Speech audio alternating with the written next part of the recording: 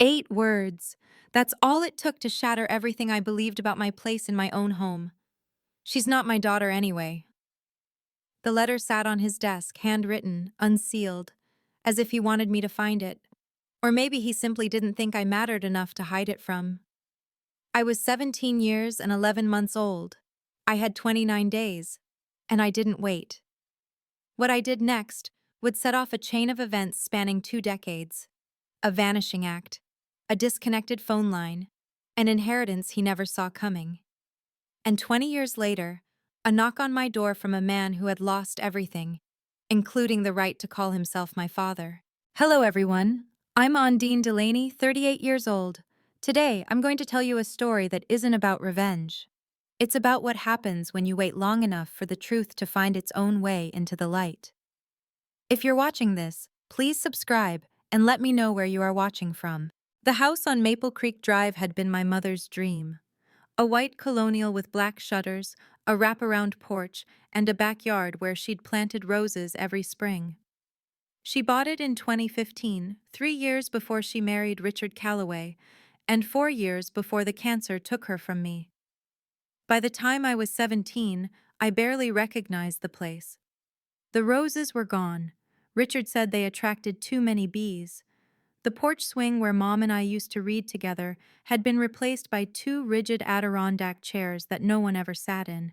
And her study, the room where she'd built her consulting business from scratch, had been locked since the week after her funeral. "This is my office now," Richard had told me when I was 12, pocketing the key. "You don't need to go in there." I didn't argue. Back then, I thought keeping the peace meant keeping my family together. The photographs were the first thing I noticed changing. Mom's portrait in the living room, the one from her 40th birthday, where she's laughing with her head thrown back, disappeared one Tuesday while I was at school. In its place hung a framed certificate, Richard Calloway, Rotary Club Member of the Year, 2021. "Where's Mom's picture?" I asked at dinner that night. Richard didn't look up from his steak. "It was faded. I put it in storage." Bradley, his son from his first marriage, smirked into his mashed potatoes. He was 22 then, still living at home, still treating me like a guest who'd overstayed her welcome. I nodded and said nothing. The Honda Accord in the garage, the car Mom had left specifically to me in her will, required Richard's permission to drive. "Insurance reasons," he explained. I believed him. I believed a lot of things back then. Dinner at the Calloway house followed a script. Richard at the head of the table, Bradley to his right, me at the far end, close to the kitchen, convenient for clearing plates. It was a Thursday in March 2025, 3 weeks before my 18th birthday, when I first understood how invisible I'd become. "The foundation board meets next Tuesday," Richard announced, cutting his roast beef into precise squares. "Bradley, I want you there. It's time you learned how these things work." Bradley straightened in his chair. "The Eleanor Hayes Foundation?" "That's the one." Richard's voice carried the particular warmth he reserved exclusively for his son. "Your stepmother built something special. Someone needs to carry it forward." I set down my fork. "I could come too. Mom always said, 'You have school.'" Richard didn't look at me. "Focus on graduating first." "But it's Mom's foundation. I thought maybe—" "Ondine." The single word landed like a door slamming shut. "Bradley has a business degree. You're a high school student. There's a natural order to these things." Bradley reached for the breadbasket, his expression carefully neutral. He wasn't cruel, exactly. He simply existed in a world where I didn't factor into the equation. "What are your plans after graduation?"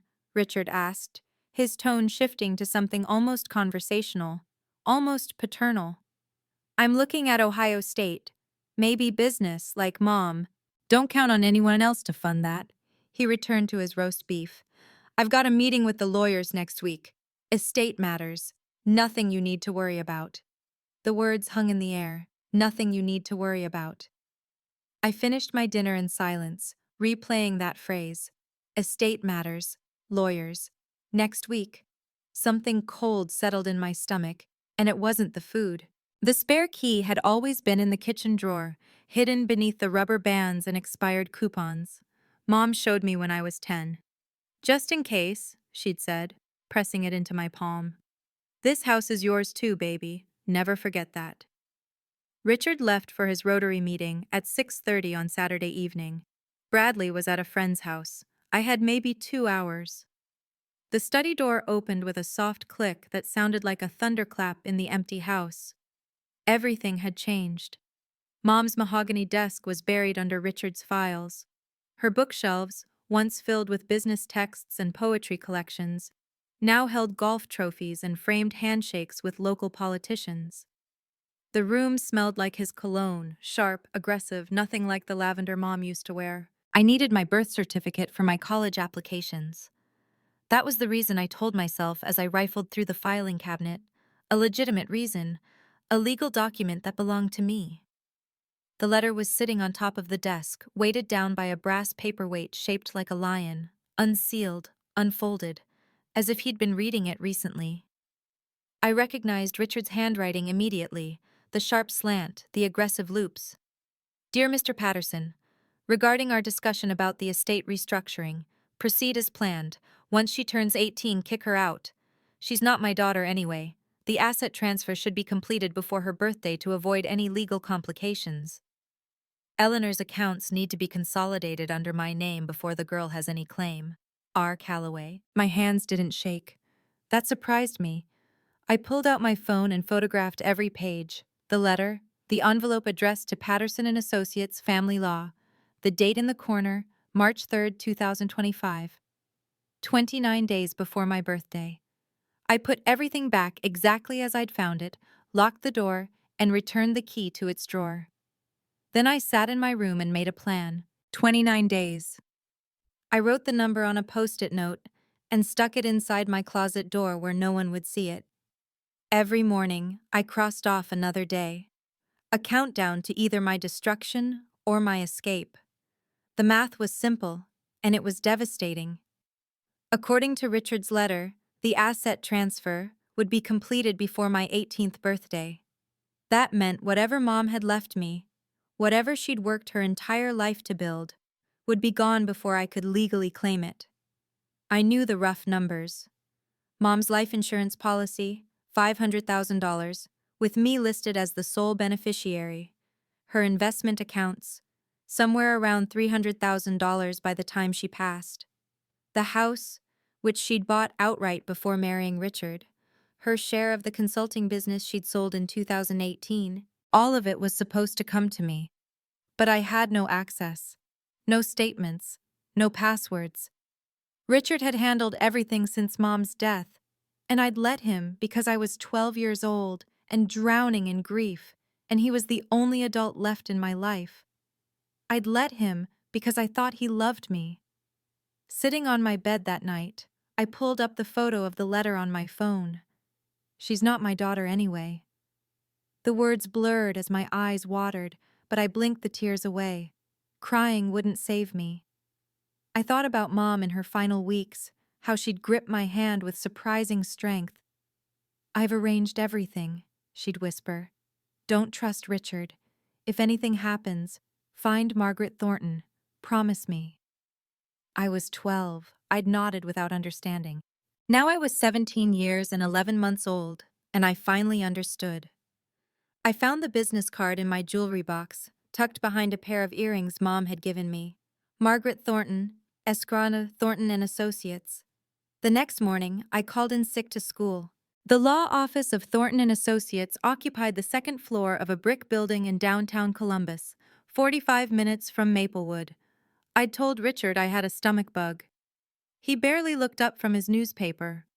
Margaret Thornton was 70 years old, with silver hair pulled back in a severe bun and eyes that missed nothing. When I walked into her office, she rose from her desk and studied my face for a long moment. You look just like her, she said quietly. Sit down, Ondine. I've been waiting for this call for 6 years.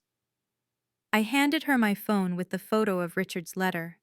She read it without expression, then set the phone down and folded her hands. Your mother was the smartest client I ever had. She knew exactly what Richard was. Then why did she marry him?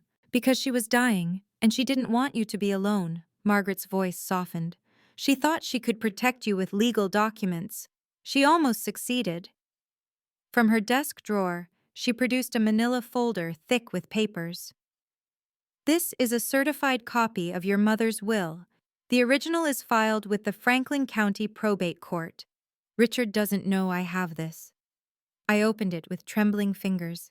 I, Eleanor Hayes Delaney, being of sound mind, hereby bequeath all my worldly possessions to my daughter, Ondine Eleanor Delaney. Everything, Margaret said. The house, the investments, the life insurance, all of it was placed in a UTMA account. That's the Uniform Transfers to Minors Act. You've been the legal owner since the day your mother died. Richard is just the custodian. But he said, he lied. Margaret leaned forward. And on your 18th birthday, his custodianship ends. Automatically. He can't stop it.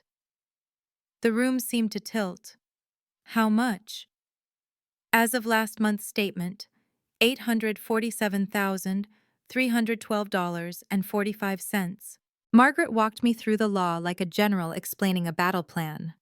UTMA accounts are ironclad, she said, spreading documents across her desk. Your mother chose Ohio specifically because the age of majority for UTMA here is 18, not 21 like some states. She wanted you to have control as soon as legally possible. But Richard's been managing everything. He signs the tax returns. He talks to the bank. As custodian, he has a fiduciary duty to act in your best interest. Margaret's lips thinned. Based on what I've seen, he's been violating that duty for years. But that's a fight for after your birthday. Right now, we focus on what he can't touch. She pulled out a bank statement from First National dated February 2025. My name was printed at the top. Ondine Eleanor Delaney, beneficiary. This account exists independently of anything Richard controls. On April 15th, at 12:01 a.m., you become the sole authorized user. You can walk into any First National branch, show your ID, and access every penny. He's trying to transfer the assets before then. His letter said, he can try. Margaret's smile was sharp. But he'd need court approval to dissolve a UTMA account before the beneficiary reaches majority. Your mother made sure of that. She also filed a separate affidavit with the probate court, explicitly naming you as her sole heir and stating that any attempt to modify the trust should be treated as fraud. I stared at the documents. My mother's signature at the bottom of each page. Her handwriting, careful and deliberate, from a time when she knew she was dying and wanted to make sure I'd survive. There's one more thing. Margaret handed me an envelope yellowed with age. She asked me to give you this on your 18th birthday, but I think you need it now. The envelope was addressed in my mother's handwriting. For Ondine, when she's ready. I didn't open the envelope. Not yet. Some things need to wait for the right moment, and I wasn't ready to hear my mother's voice from beyond the grave, not while I was still living under the roof of the man who wanted to erase her. The next 2 weeks passed in a strange double life. At school, I smiled and turned in assignments and pretended to care about prom. At home, I performed the role of the obedient stepdaughter while quietly preparing to disappear. Breakfast on April 1st, 2 weeks before my birthday.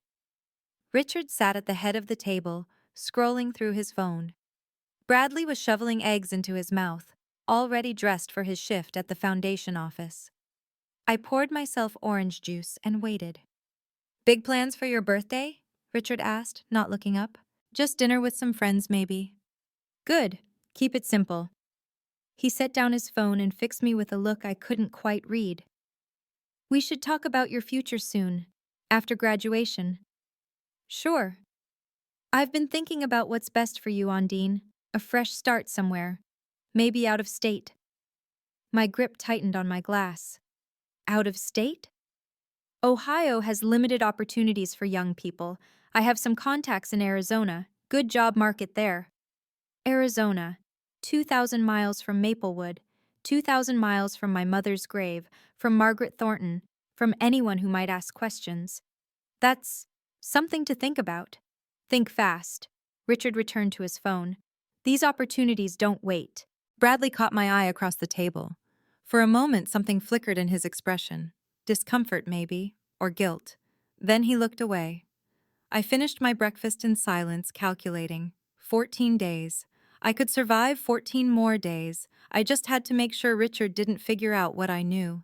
The second meeting with Margaret happened on a Wednesday afternoon, while Richard thought I was at a dentist appointment.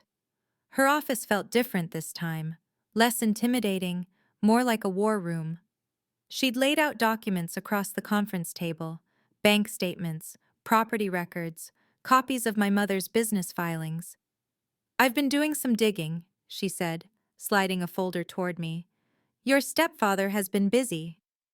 The folder contained correspondence between Richard and First National Bank, dated January 2025. He'd requested a change to the UTM beneficiary designation. The bank's response was clipped and formal. Request denied. Beneficiary changes require court order or beneficiary consent upon reaching age of majority. He tried 3 times, Margaret said. January, February, and again last week. Each time the bank refused. So he can't take the money. Not legally, but he's clearly planning something for your birthday. She tapped the copy of his letter to the lawyer. Asset transfer should be completed before her birthday. He's not talking about the UTMA. He knows he can't touch that. He's talking about the house.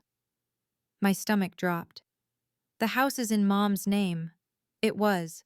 But Richard filed paperwork 6 months ago, claiming that Eleanor transferred ownership to him before her death. A quitclaim deed, supposedly signed in 2019. That's a lie. Mom would never. I know. Margaret's voice was steady. I have a copy of your mother's actual will filed with the probate court, which explicitly states the house goes to you. Richard's deed is a forgery, but proving that takes time you don't have. She handed me a small envelope. Inside was a new bank card with my name on it, linked to an account at a different bank. Open this the moment you turn 18, transfer everything immediately, then get out of that house. I took the card. It felt like holding a key to a door I hadn't known existed. The plan came together in pieces, assembled during stolen moments when Richard wasn't watching. A small suitcase, packed with essentials, clothes, documents, the jewelry Mom had given me. I hid it in the back of my closet, behind winter coats I never wore. The Honda Accord's registration, which I found in the glove compartment during a practice drive, Richard had grudgingly approved. My name was on the title. Mom had made sure of that. A burner phone, purchased with cash from a convenience store in the next town. Margaret's number was the only contact saved. And the envelope. My mother's final letter, still unopened, tucked into the inside pocket of my jacket. At 12:01 a.m. on April 15th, Margaret had instructed during our last meeting, log into the First National portal. Your access will activate automatically. Transfer the funds to your new account. I've set it up at Commerce Bank in Columbus, under your name only. Then leave. What about the house? We'll fight for it later, through proper legal channels. Right now, your priority is getting out safely with what's rightfully yours. I'd nodded, committing every step to memory. The night of April 14th, I set my alarm for 11:55 p.m. Richard had gone to bed early, complaining of a headache. Bradley was out with friends. The house was silent. I lay in the dark, watching the minutes tick by on my phone. 11:50. 11:52. 11:55. The alarm vibrated silently against my palm. I opened my laptop, navigated to the First National website, and entered my credentials. Access denied. Account holder not yet of majority age. I refreshed the page. 11:58, 11:59, 12 Aqual, 12:01. I refreshed again. Welcome, Ondine Delaney. Account balance, 847,312.45. My hands were steady as I initiated the transfer, every cent, moved to Commerce Bank in Columbus. Then I picked up my suitcase, grabbed the car keys, and walked out the front door. I didn't look back. I drove through the night with the windows down, letting the cold April air keep me awake. Somewhere past midnight, On a dark stretch of I-71 heading toward Columbus, I finally opened my mother's letter. I pulled into a rest stop, turned on the dome light, and slid the paper from its envelope. Her handwriting, the familiar loops and curves I hadn't seen in 6 years, made my throat tighten. My darling Ondine, if you're reading this, then Margaret has done her job, and you've done yours. I'm so proud of you, baby. I always knew you were stronger than you realized. I wish I could have protected you from Richard myself. I saw what he was. Too late, but I saw it. By then, I was too sick to leave, and I was terrified of what would happen to you if I died in the middle of a divorce. So I did what I could. I built walls around everything I wanted to give you. Legal walls, paper walls, the kind he couldn't climb over no matter how hard he tried. The money is yours, the house is yours. But more than that, your life is yours. Don't let anyone, not Richard, not anyone, make you feel like you don't deserve to take up space in this world. I arranged everything because I love you, but you're the one who had to be brave enough to claim it. Go build something beautiful, baby. That's all I ever wanted for you. All my love forever, Mom. I sat in that rest stop parking lot for a long time, reading the letter over and over until the words blurred. Then I folded it carefully, tucked it into my jacket pocket, and drove on toward Columbus. My mother had given me a blueprint. Now it was time to build. Before I left Maplewood behind, I made one final stop. The Eleanor Hayes Foundation had its office in a converted Victorian on Main Street, 3 blocks from the town square. I'd walked past it hundreds of times but never gone inside. Richard had made it clear that foundation business wasn't for children. At 2 a.m., the building was dark, but even in the shadows, I could read the bronze plaque by the door. The Eleanor Hayes Foundation, established 2019. Building community, one family at a time. Richard Calloway, chairman of the board. My mother's name on the building. Richard's name on the leadership. I took a photo with my phone, evidence for later, and sat in my car, researching. The foundation's website listed its accomplishments: scholarships for local students, grants for small businesses, funding for the community center renovation. All of it attributed to the vision of our beloved founder, Eleanor Hayes, and the tireless dedication of Chairman Richard Calloway. The 990 forms, public tax records for nonprofits, told a different story. In 2020, the foundation reported $2.3 million in assets. By 2024, that number had dropped to $1.8 million. Administrative expenses had tripled. Consulting fees paid to R. Calloway Enterprises totaled over $400,000 across 5 years. My mother had built something real. Richard was draining it dry while wearing her name like a costume. I saved the screenshots to my cloud drive, adding them to the growing file of evidence. Someday, I would come back. Someday, I would reclaim what he'd stolen. But not today. Today, I needed to disappear. I pulled out of the parking lot as the first gray light of dawn touched the horizon. The rearview mirror showed Maplewood shrinking behind me. The town where my mother had lived and died, where I'd been erased from my own family. I wouldn't be erased anymore. I know this story's getting intense. Before we go on, if you're watching and you want to know what happened when Richard discovered I was gone, hit that subscribe button and turn on notifications. I want to hear from you. What do you think Richard did when he woke up and found an empty room? Drop your guess in the comments below. Now, let me tell you about the morning after. The night before my birthday had been the longest of my life. I'd spent it in my childhood bedroom surrounded by memories I was about to leave behind. The poster of the solar system Mom had hung when I was 8. The bookshelf filled with novels we'd read together. The window seat where I used to watch thunderstorms roll across the Ohio sky. At 10 p.m., Richard knocked on my door without waiting for an answer. "Tomorrow's the big day," he said, leaning against the doorframe. His smile didn't reach his eyes. 18, a real adult. I looked up from the textbook I was pretending to read. "Yeah, feels surreal. We should talk in the morning, about your future, about what happens next." "Sure, after breakfast?" "After breakfast." He studied me for a moment, and I forced myself to meet his gaze without flinching.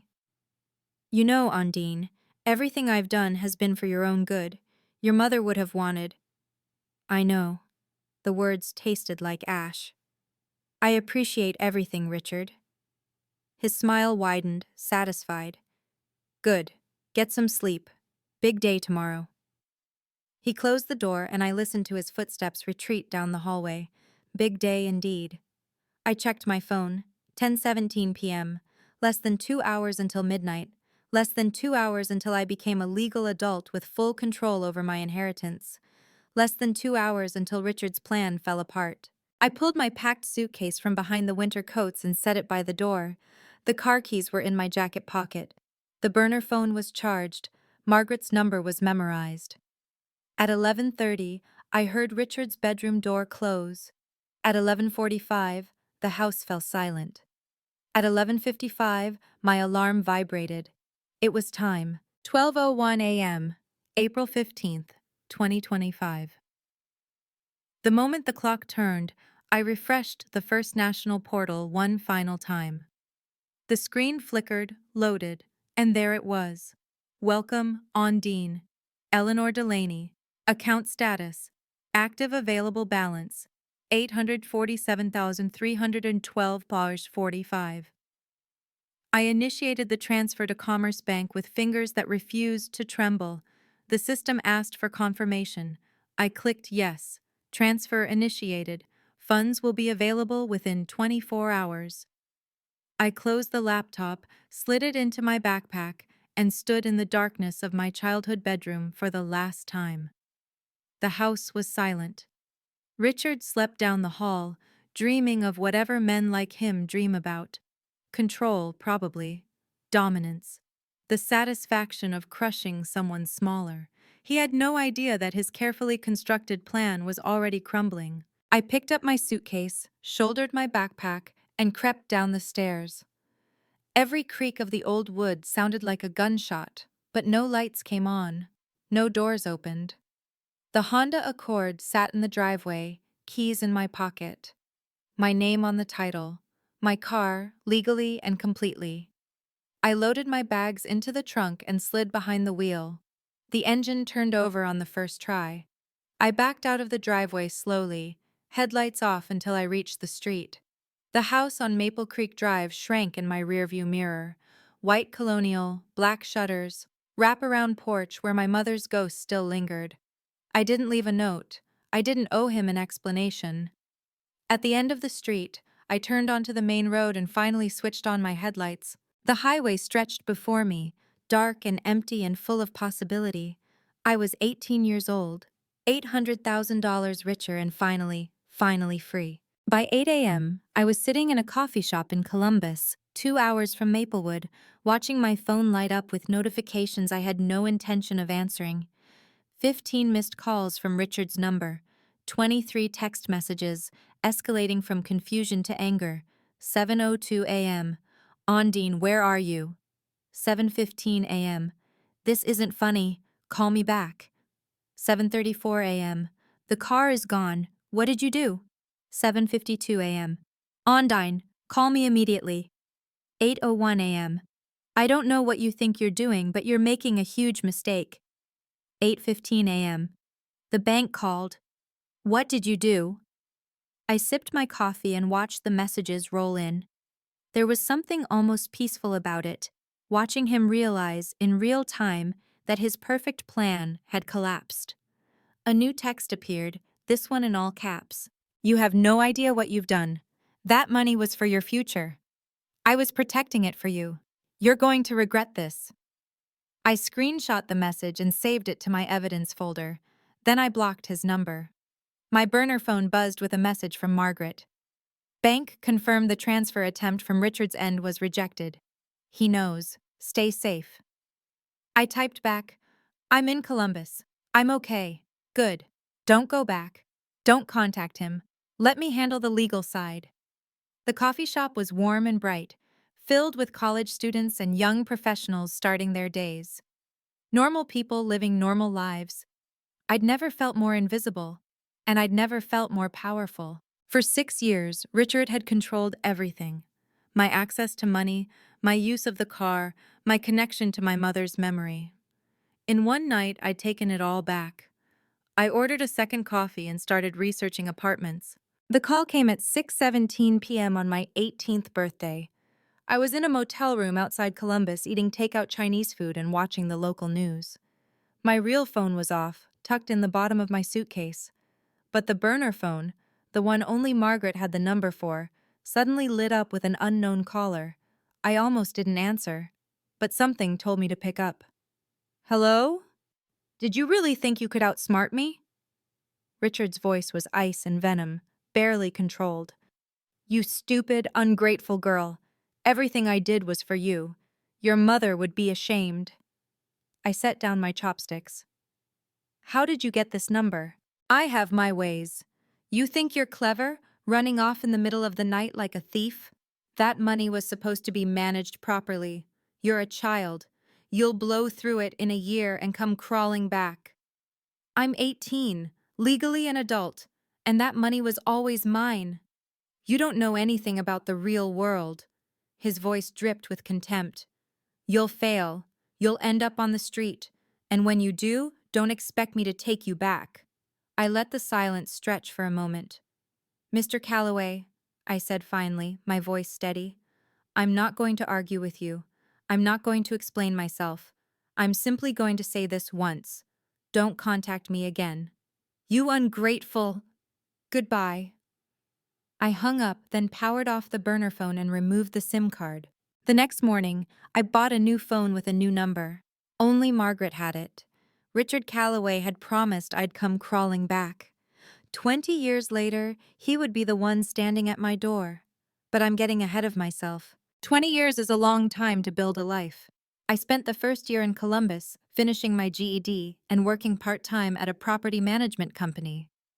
The owner, a woman named Patricia, who reminded me of my mother, saw something in me and offered to pay for community college courses. By 2028, I had a bachelor's degree in business from Ohio State, paid for with scholarships and the interest from my inheritance, which I'd invested conservatively on Margaret's advice. By 2032, I'd founded Heartland Community Development, a company focused on affordable housing for working families.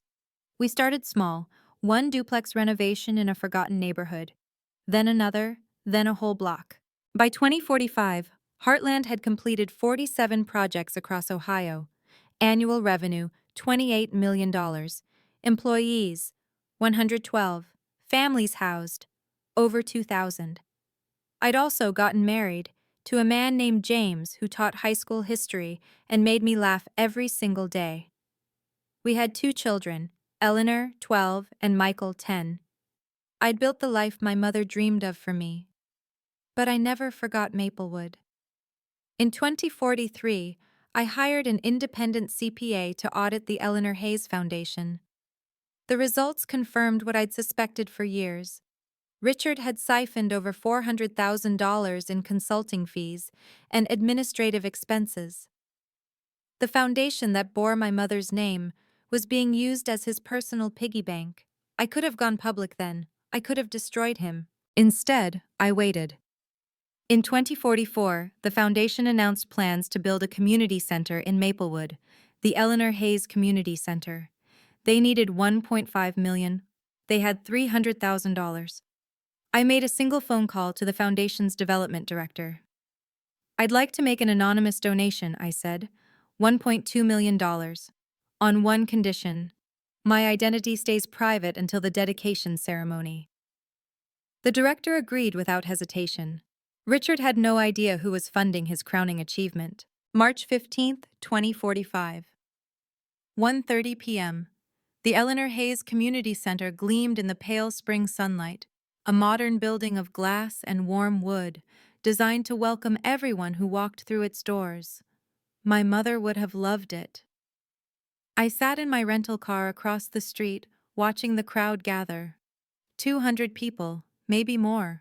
Local politicians in their best suits, business owners who donated smaller amounts, reporters from the Maplewood Gazette and Ohio Community News, cameras ready, families with children, excited to see the new gymnasium and after-school program rooms. And at the center of it all, Richard Calloway. He was 72 now, his hair silver, his posture still rigid with the self-importance I remembered. He wore a charcoal suit and a red tie, shaking hands and accepting congratulations as if he'd built the center with his own two hands. I watched him through the windshield, feeling nothing. No anger, no hatred, just a calm, clear certainty about what I was about to do. My phone buzzed. A text from Daniel Mercer, the investigative reporter I'd been working with for the past 6 months. I'm in position. Got the audit documents ready. Just give the signal. I typed back.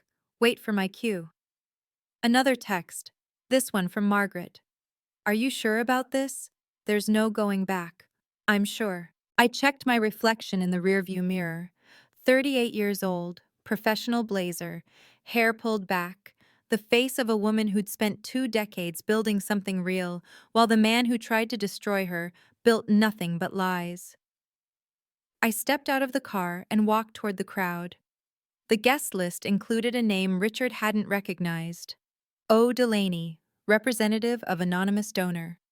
In 15 minutes, he would learn exactly who had funded his moment of glory. The ceremony began at 2 p.m. sharp. Mayor Patricia Holloway, no relation to my old mentor, took the podium first, praising the foundation's decades of service to the Maplewood community. She thanked the donors, the volunteers, the construction crews. Then she introduced the man of the hour. And now, please welcome the chairman of the Eleanor Hayes Foundation, a pillar of our community, Mr. Richard Calloway. The applause was enthusiastic. I stood near the back of the crowd, invisible in my anonymity, and watched him take the stage. Thank you, Mayor Holloway. Thank you all for being here today. Richard's voice carried the practiced warmth of a man who'd spent decades perfecting his public persona. 26 years ago, I lost my beloved wife, Eleanor. But her spirit lives on in everything we do here. A murmur of sympathy rippled through the crowd. I've dedicated my life to preserving her legacy. Every scholarship we've awarded, every family we've helped, every brick in this beautiful building, it's all for Eleanor. He paused, letting the emotion land. I want to offer a special thank you to our anonymous donor, whose extraordinary generosity made this center possible. $1.2 million. Whoever you are, wherever you're watching, thank you for believing in Eleanor's vision. He smiled, basking in the applause. I stepped forward. Actually, I said, my voice cutting through the crowd noise, I'm right here. Heads turned. Richard's smile faltered. I walked up the center aisle, 200 pairs of eyes tracking my movement. The reporters' cameras swung toward me. Richard's face cycled through confusion, recognition, and finally, fear. Hello, Richard, I said, stopping at the foot of the stage. It's been a long time. The crowd fell silent. I'm Ondine Delaney. Eleanor Hayes was my mother, and I have some things to share. The silence lasted 3 heartbeats. Then the whispers started, a wave of murmured questions spreading through the crowd. Ondine Delaney? Eleanor's daughter? I thought she left years ago. Richard gripped the podium, his knuckles white. Ondine, this is unexpected. I'm sure it is. I climbed the 3 steps to the stage, my heels clicking against the wood. You weren't expecting to see me again, especially not today. Ladies and gentlemen, this is a family matter. Richard's voice strained for control. Perhaps we should. No. I turned to face the crowd. This is exactly where this conversation needs to happen.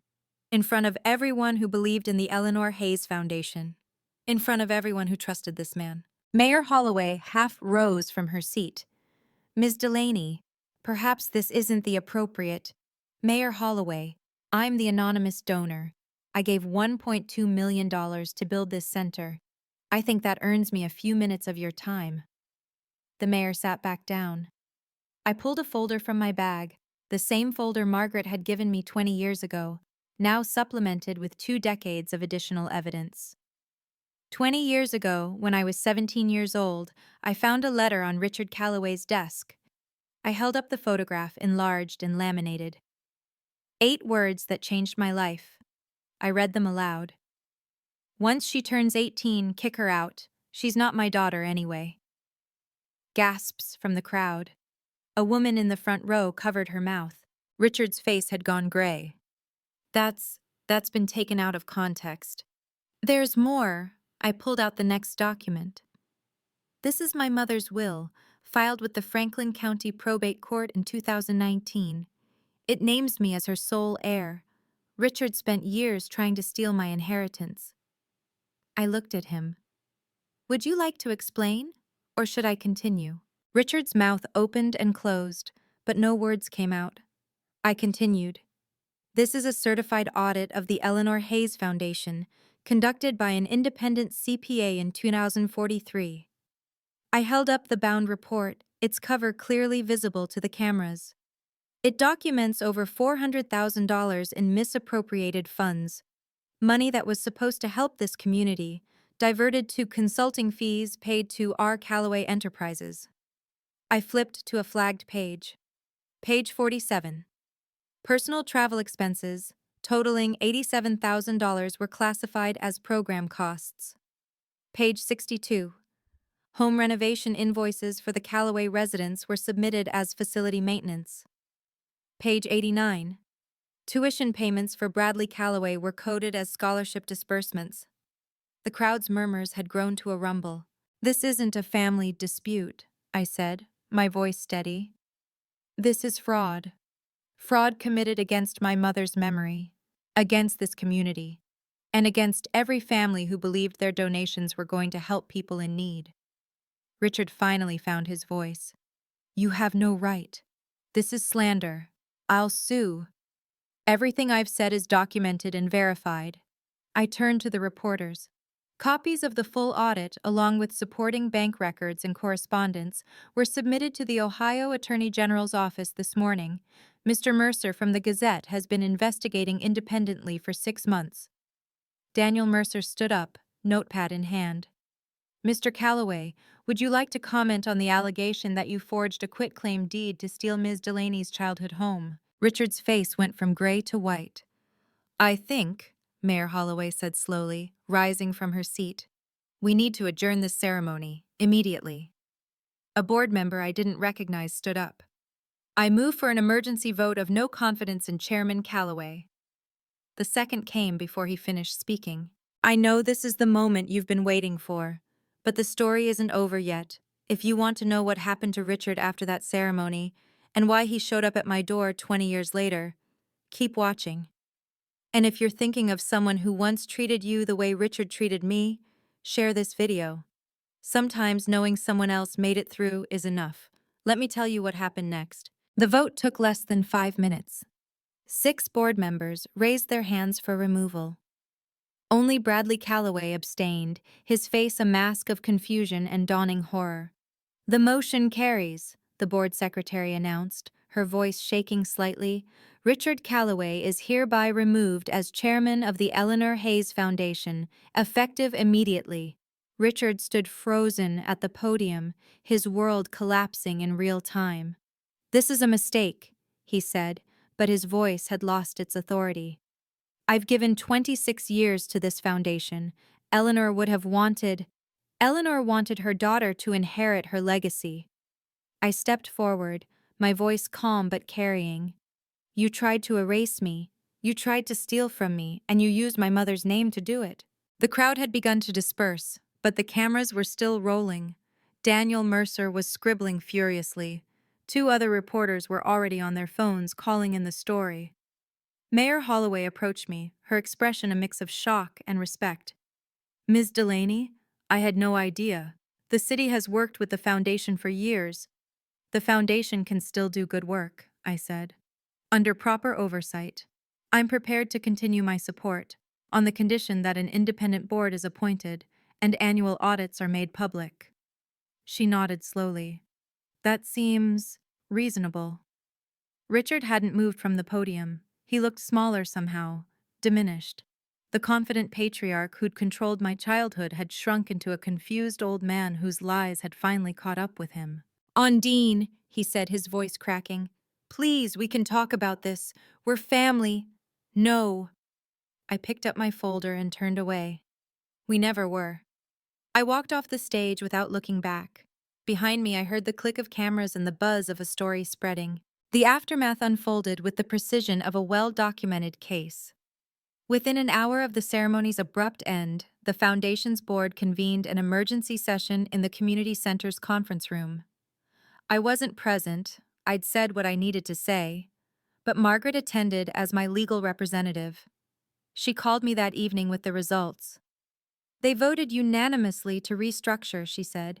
New bylaws requiring independent financial oversight, quarterly audits published on the Foundation's website, a community advisory board with actual community members.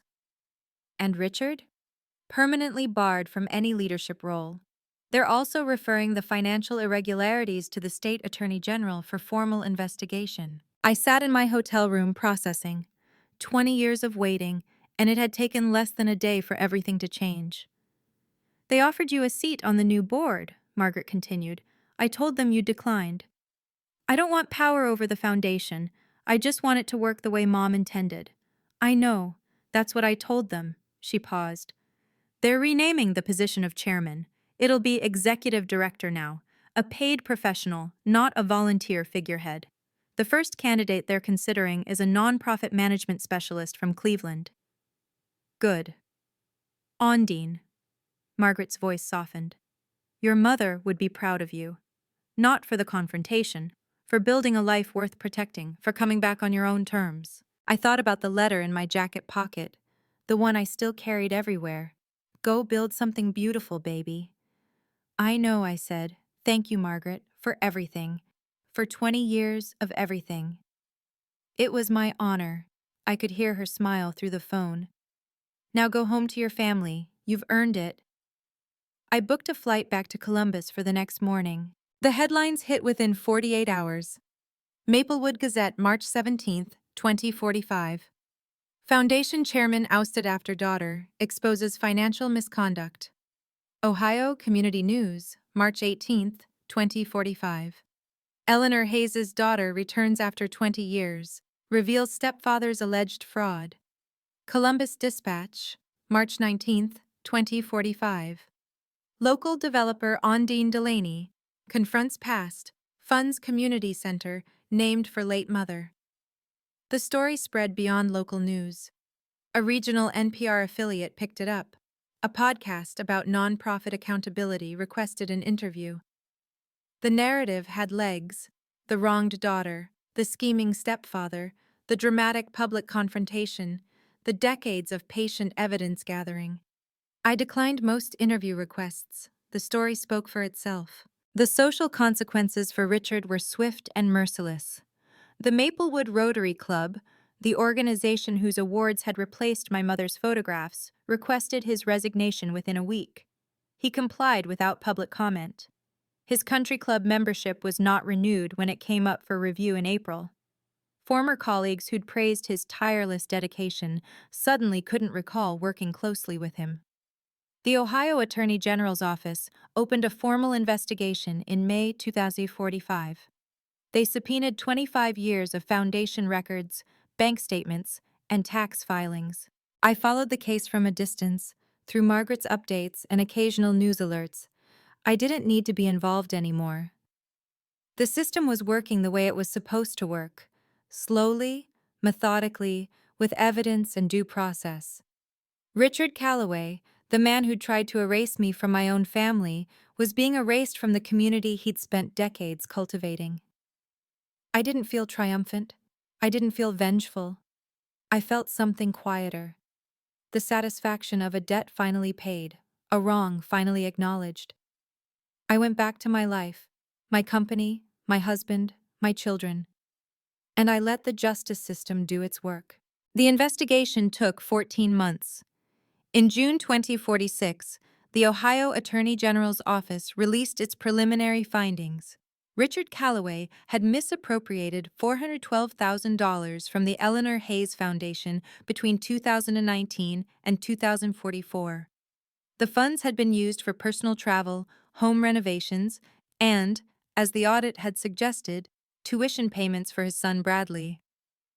The report was clinical in its details. Page 23. Mr. Calloway submitted reimbursement requests for a 2022 vacation to Scottsdale, Arizona, coding the expenses as donor cultivation travel. No donors were contacted during this trip. Page 47. Invoices for a $34,000 kitchen renovation at the Calloway residence were submitted as facility maintenance for the foundation's office building. Page 89. 4 years of tuition payments to Bradley Calloway's graduate program were processed as educational outreach scholarships. No scholarship program existed in the foundation's charter. Richard was not criminally charged. The statute of limitations had expired on most violations, and prosecutors determined that proving criminal intent, rather than mere negligence, would be difficult. But he was ordered to repay the full $412,000, plus a $50,000 civil penalty. The money, the Attorney General noted, would be returned to the Foundation's endowment. I received a formal letter from the AG's office thanking me for my cooperation in the investigation.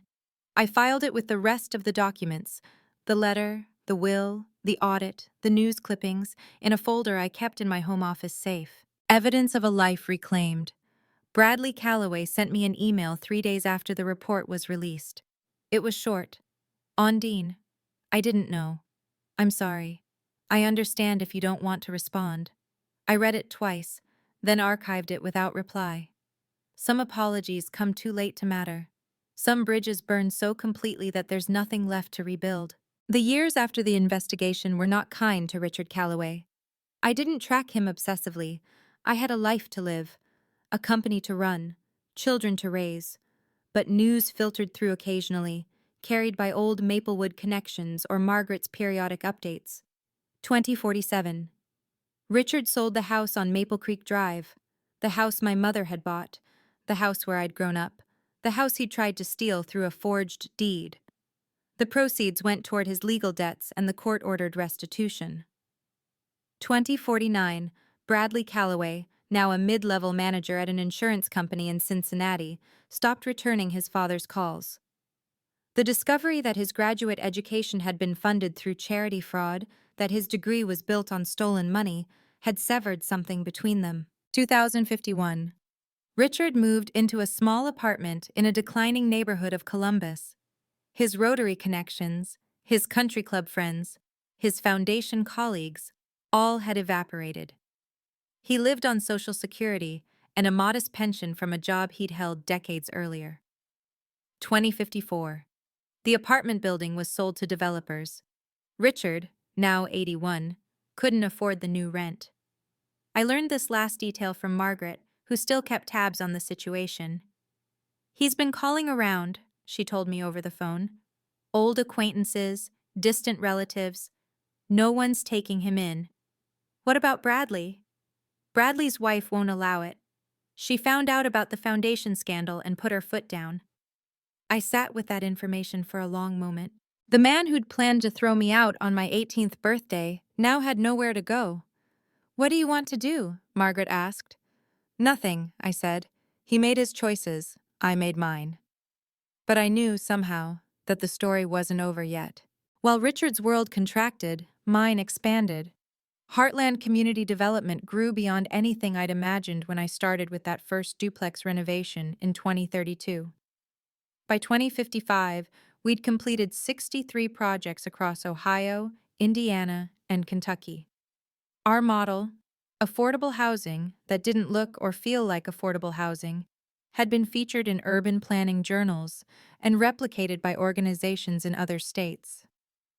I stepped back from day-to-day operations in 2050, transitioning to a chairman role that let me focus on strategy and mentorship. The company didn't need me in the weeds anymore. It had its own momentum. James and I celebrated our 20th anniversary in 2055. He'd retired from teaching the year before, and we'd started traveling. Modest trips, nothing extravagant. A week in Maine, a long weekend in New Orleans. Time together after years of building. Eleanor, our daughter, was 17 now, the same age I'd been when I found that letter. She knew the broad outlines of my story, but not the details. Someday I'd tell her everything. Not yet.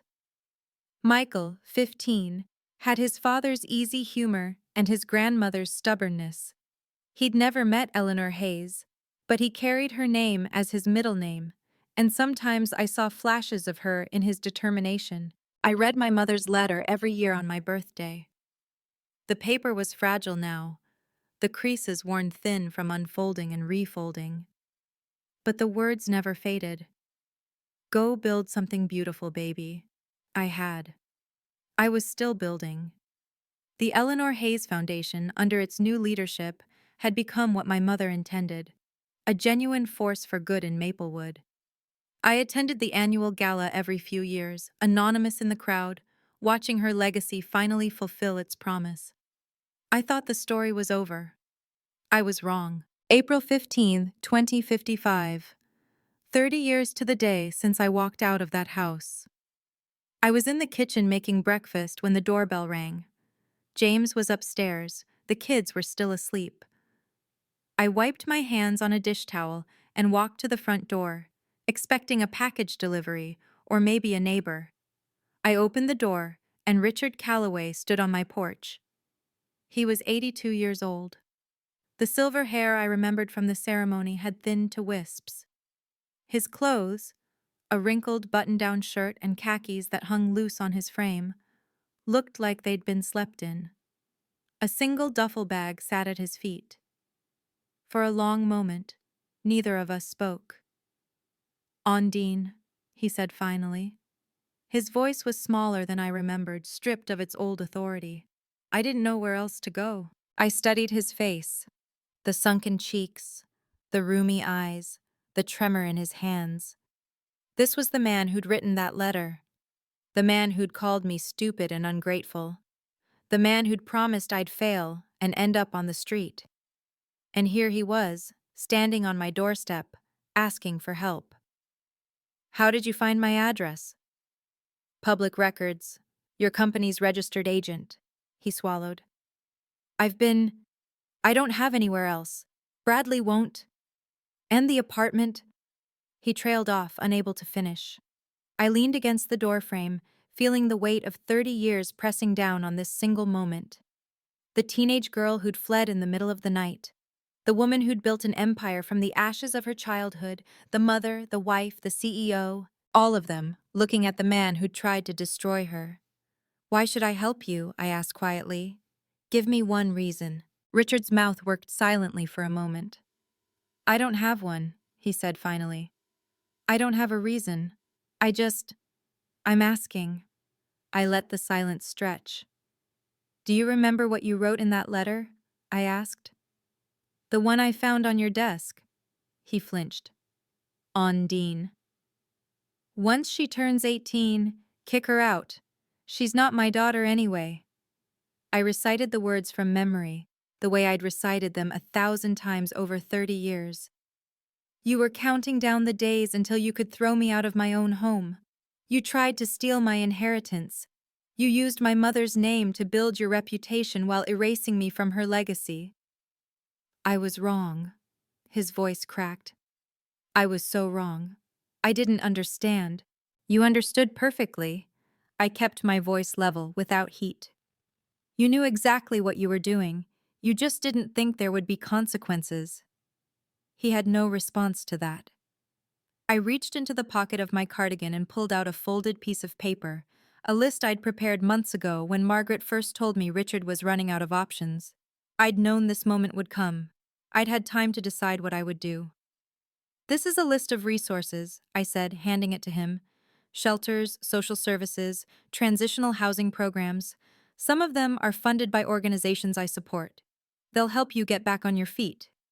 He stared at the paper. You won't.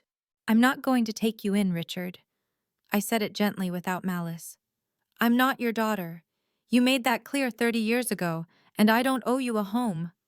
But I'm also not going to leave you with nothing. That's the difference between us." Richard looked at the list in his hands, then back at me. "Is this really all?" he asked. "After everything?" What did you expect? I leaned against the doorframe. A tearful reunion? Forgiveness and a guest room? That's not how this works. I thought maybe time. Time doesn't erase what you did.